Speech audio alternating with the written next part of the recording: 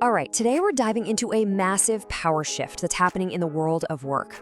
Seriously, the old rulebook that used to define how companies and their top people work together, it's being completely torn up. Let's get right into it. It really all boils down to this one simple question that pretty much every leader is facing right now. And yeah, it seems easy, but your answer is going to define the entire future of your company. And here's the kicker. The most talented people out there are making it crystal clear that there's a trade-off. You can either control how they work, or you can get their absolute best results. The days of having both, they're over.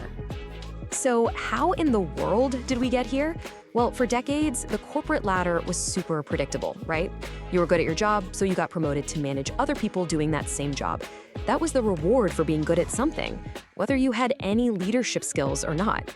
Well, that model is officially broken. And I love how author Daniel Priestley frames this. He doesn't call it a trend, he calls it the end of management as we know it. The new way to grow isn't about climbing some ladder, it's all about building a network of amazing collaborators. And here's the key. The modern economy, filled with all these specialists and creators and consultants, it doesn't get better with more supervision. What it really needs is orchestration. That's the skill of bringing talented, independent pros together to create something way bigger than any one of them could do alone. Now, if you're thinking, okay, this is just for some niche creative types, well, the data tells a completely different story. This is not some small trend. It's a massive structural change that is already happening all around us. 36%. Just let that number sink in for a second. It represents a fundamental reshaping of our entire economy. But what is it 36% of? Well, that number comes from a huge study by McKinsey. And we're not just talking about entry-level gig workers here, no way.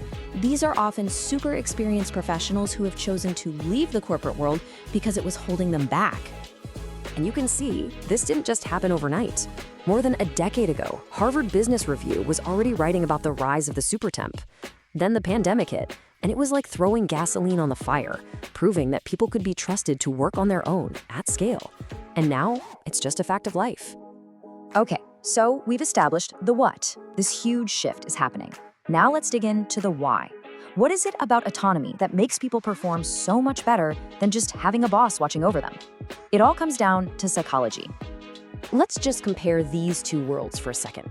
On one side, you have the old world of oversight, clocking in, doing your assigned tasks, being supervised. But on the other side, you've got the world of autonomy, creating outcomes, actually owning the results, and directing your own work. One's about following rules, the other is about making a real contribution. So which side wins? Which one actually delivers better results? Well, the data is just crystal clear. 3.2 times. That's the kind of performance boost we are talking about. Yeah, that number comes straight from Gartner. They found that when people have a high degree of autonomy, they are literally 3.2 times more likely to be engaged and productive. So this isn't just some nice-to-have perk. Autonomy is a real, measurable business advantage. And this is the magic that autonomy unlocks. It creates what we call an ownership mindset. When you trust talented people, they stop thinking like employees who just check boxes. They start thinking like owners who are responsible for the final outcome. Their worth isn't tied to their job title. It's tied to the results they create.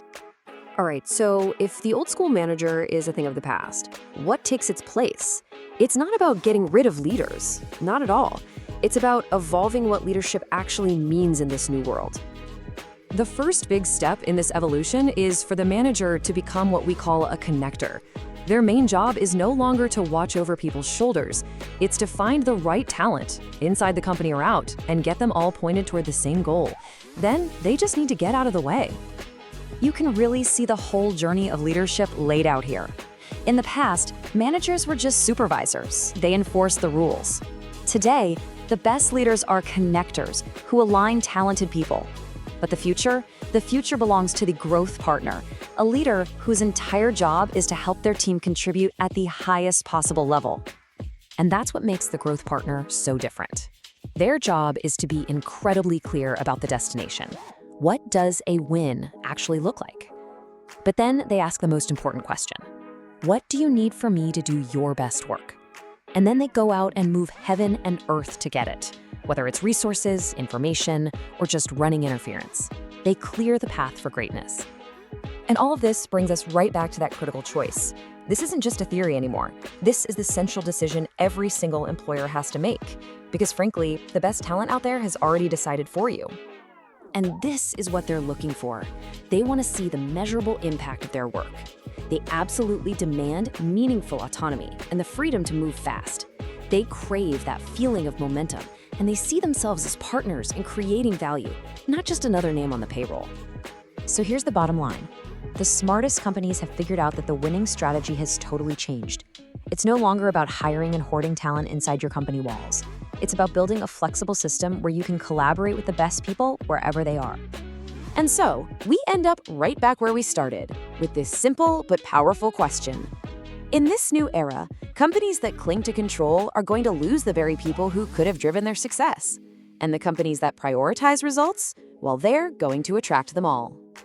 We'll leave you with this final thought from Daniel Priestley. This revolution, it's not waiting around for anyone's permission. It's happening right now, and it's moving way faster than the people who are hesitating. The only question left is, will you be a part of it?